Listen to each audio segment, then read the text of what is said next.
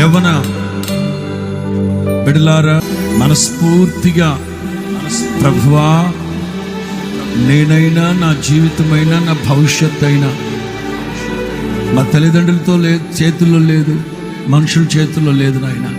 నీకంటే క్షమాధారం మాకేముంది? యవ్వన బిడ్డలు మీ పాదాలు చెంత పెడుతున్నాను. మీ కృప కలిగిన హస్తములో భద్రపరచండి. ఒకడు తన కనుపాపని కాపాడుకున్నట్లుగా ఈ బిడ్డలందరినీ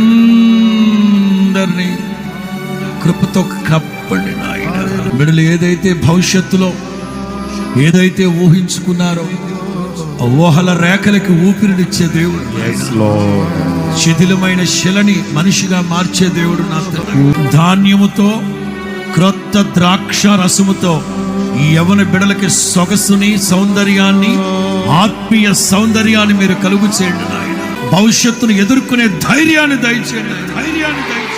ఎక్కడ ఎవరికి తలవంచని ఆత్మీయ తెగువ బిడ్డలకు ప్రసాదించండి. నా జీవితం దేవానికి అంకితం, చావైనా బ్రతుకైనా నీ కోసమే.